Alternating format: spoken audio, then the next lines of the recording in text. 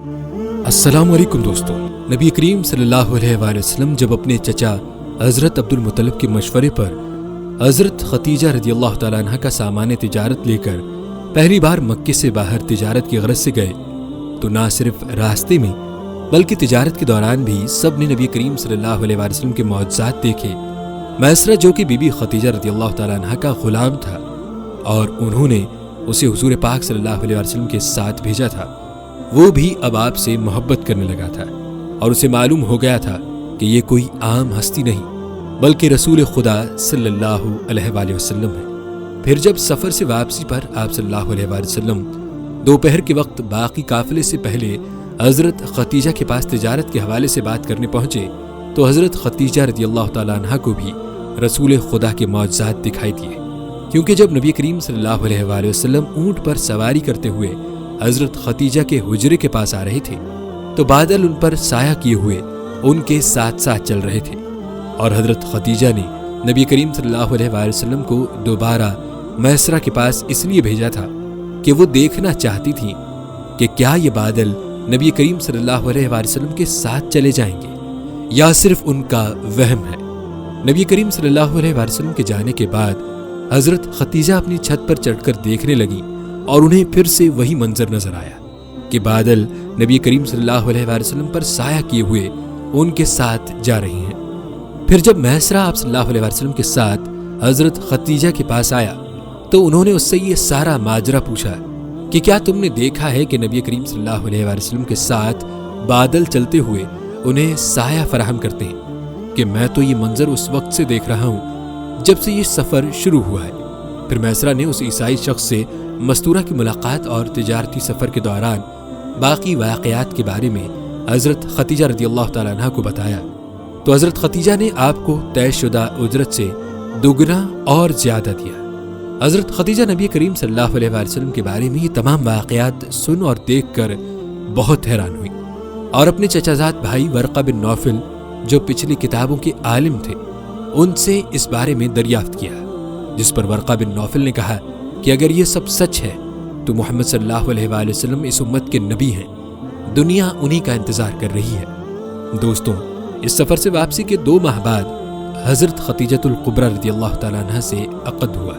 نبی کریم صلی اللہ علیہ وآلہ وسلم اس کے علاوہ بھی کئی بار حضرت خدیجہ رضی اللہ تعالیٰ عنہ کا سامان تجارت لے کر سفر پر گئے۔ آپ کی خصوصیات سے متاثر ہو کر حضرت خدیجہ نے نبی کریم صلی اللہ علیہ وآلہ وسلم کے لیے ایک نفیسہ نامی خاتون کے ہاتھ پیغام نکاح بھیجا، جسے نبی کریم صلی اللہ علیہ وآلہ وسلم نے قبول کر لیا۔ حضرت خدیجہ رضی اللہ تعالیٰ عنہ قریش کی اعلیٰ نسب خواتین میں سے تھیں اور انہیں قریش کی سیدہ کہتے تھے۔ آپ کا اس سے پہلے 2 بار نکاح ہو چکا تھا۔ آپ کے پہلے نکاح سے آپ کی ایک بیٹی تھی اور پھر دوسرا نکاح ابو حالہ نامی شخص سے ہوا۔ اس کی وفات کے بعد آپ بیوہ کی حیثیت سے زندگی گزار رہی تھیں۔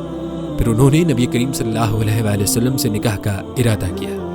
دوستوں، سیدہ خدیجۃ الکبریٰ رضی اللہ تعالیٰ عنہ کے بارے میں بتاتی چلیں کہ زمانہ جاہلیت میں بھی آپ رضی اللہ تعالیٰ عنہ کے کردار کی بلندی اس قدر تھی کہ آپ رضی اللہ تعالیٰ عنہ طاہرہ کے خوش لقب سے پکاری جاتی تھیں۔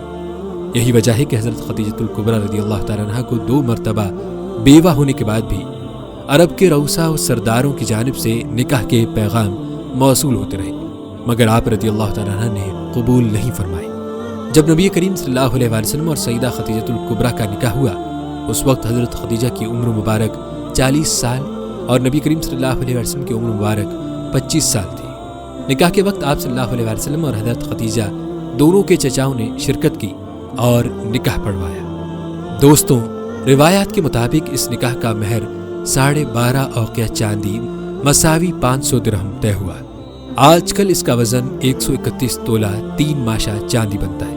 آپ صلی اللہ علیہ وآلہ وسلم نے اپنی تمام ازواج مطہرات رضی اللہ تعالیٰ عنہ اور صاحبزادیوں کا مہر یہی رکھا، سوائے ام المؤمنین حضرت ام حبیبہ رضی اللہ تعالیٰ عنہ کے۔ آپ رضی اللہ تعالیٰ عنہ کا مہر شاہ حبشہ نجاشی نے اپنے پاس سے کئی گنا زیادہ ادا کیا تھا، اور آج کل عرف عام میں مہر فاطمی اسی کو کہا جاتا ہے۔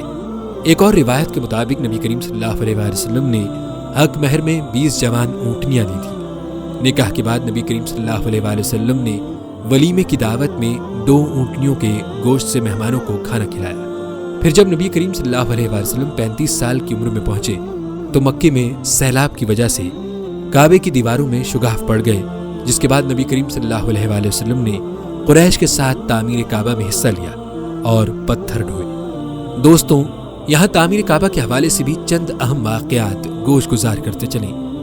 جیسا کہ خانہ کعبہ کی دوبارہ سے تعمیر کے لیے لوگوں نے یہ فیصلہ کیا کہ کعبے کی دیواریں گرا کر پھر مضبوط بنیاد کے ساتھ اس کی تعمیر کی جائے، لیکن لوگ کعبے کی دیواریں گرانے سے ڈر رہے تھے۔ اس وقت ایک سردار ولید بن مغیرہ نے کہا کہ یہ دیواریں بھلائی کی نیت سے گرائی جا رہی ہیں، نہ کہ شر کی نیت سے۔ پھر اس نے خود سب سے پہلے دیوار گرانے کی ابتدا کی اور پہلے ایک دیوار گرائی۔ پھر جب اس ایک رات ان پر کوئی مصیبت نہیں آئی تو ان لوگوں نے کعبے کی دوسری دیواریں گرا دی۔ پھر جب لوگ حضرت ابراہیم علیہ السلام کی بنائی ہوئی بنیاد تک پہنچے تو اسے گرانے میں بہت مشکل ہوئی۔ کعبے کی دیوار کے دائیں کونے سے ایک تحریر ملی جس پر لکھا گیا تھا کہ میں اللہ ہوں، مکے کا مالک، جس کو میں نے اس دن پیدا کیا تھا جس دن آسمانوں اور زمین کو پیدا کیا تھا، اور جس دن میں نے سورج اور چاند بنائے میں نے اس کو یعنی ملکہ کو 7 فرشتوں کے ذریعے گھیر دیا ہے۔ اس کی عظمت اس وقت تک ختم نہیں ہوگی جب تک اس کے دونوں طرف پہاڑ موجود ہیں۔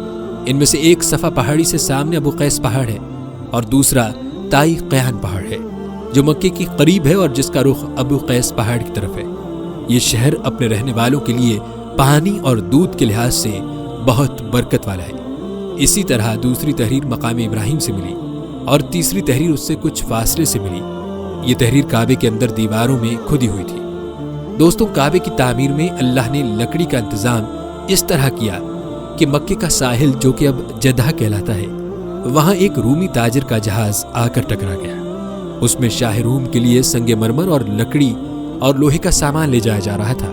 قریش نے خبر ملنے پر وہاں جا کر لکڑی خرید لی اور اسے تعمیر کعبہ میں استعمال کیا۔ پھر جب حجر اسود کی باری آئی تو ان سب میں جھگڑا شروع ہو گیا۔ سب نے چاہا کہ وہ اسے اٹھا کر کعبے میں نصب کریں۔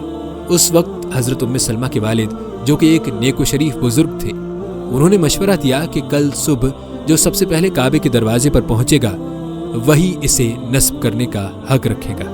پھر اللہ کا کرنا یہ تھا کہ دوسرے روز نبی کریم صلی اللہ علیہ وآلہ وسلم سب سے پہلے وہاں پہنچے۔ سب انہیں دیکھ کر خوش ہو گئے کہ یہ تو امین ہے، کیونکہ نبی کریم صلی اللہ علیہ وآلہ وسلم کی صداقت اور امانت داری اور عدل و انصاف پورے مکے میں مشہور تھی۔ لوگ اپنے جھگڑوں کا حل نکلوانے کے لیے نبی کریم صلی اللہ علیہ وآلہ وسلم کے پاس آتے تھے اور آپ کسی کی بیجا حمایت نہیں کرتے تھے اور نہ بلا وجہ کسی کی مخالفت کرتے تھے۔ پھر نبی کریم صلی اللہ علیہ وآلہ وسلم نے فرمایا کہ ایک چادر بچھائی جائے اور اس پر آپ صلی اللہ علیہ وآلہ وسلم نے اپنے دست مبارک سے حجر اسود اٹھا کر رکھا۔ اس کے بعد ہر قبیلے سے کہا کہ چادر کا ایک ایک کونا پکڑ کر اسے مقام اسود تک لائیں۔ پھر نبی کریم صلی اللہ علیہ وآلہ وسلم نے اپنے ہاتھوں سے اٹھا کر حجر اسود کو اس مقام پر نصب کیا۔ بعض روایات کے مطابق اس وقت شیطان نے انسانی شکل میں آ کر لوگوں کو بہکانے اور روکنے کی کوشش کی، لیکن اسے ناکامی ہوئی۔ نبی کریم صلی اللہ علیہ وآلہ وسلم نے حجر اسود کے بارے میں قریش کے الجھے ہوئے جھگڑے کا حکیمانہ فیصلہ فرمایا، جس پر سبھی خوش ہو گئے۔ دوستوں، حضرت خدیجہ رضی اللہ تعالیٰ نے آپ صلی اللہ علیہ وآلہ وسلم کے نکاح میں آ جانے کے بعد اپنا تمام تر مال و دولت آپ پر نچھاور کر دیا اور خود کو آپ کی خدمت کے لیے وقف کر دیا۔ آپ صلی اللہ علیہ وآلہ وسلم نبوت ملنے سے قبل خلوت نشینی کو پسند فرمانے لگے تھے۔ آپ کئی روز غار حرا میں مقیم رہتے تھے، تو حضرت خدیجہ رضی اللہ تعالیٰ عنہا آپ صلی اللہ علیہ وآلہ وسلم کے کھانے پینے کے انتظامات میں مشغول رہتی تھیں۔ آپ صلی اللہ علیہ وآلہ وسلم کے غار حرا تشریف لے جاتے وقت توشہ سفر باندھ کر ساتھ دیتی اور بسا اوقات ضرورت پڑنے پر گھر سے کھانا تیار کر کے غار تک پہنچانے کے لیے تشریف لے جاتی تھی۔ دوستوں، نبی کریم صلی اللہ علیہ وآلہ وسلم کی حیات طیبہ سے متعلق مزید واقعات کا سلسلہ جاری ہے۔ اس کے علاوہ چینل کو سبسکرائب اور ویڈیو کو لائک ضرور کریے گا۔ ہماری اگلی ویڈیو دیکھنے کے لیے بیل آئیکن کو دبا دیں تاکہ آپ کو ہماری آنے والی مزید ویڈیوز کا نوٹیفیکیشن فوراً مل سکے۔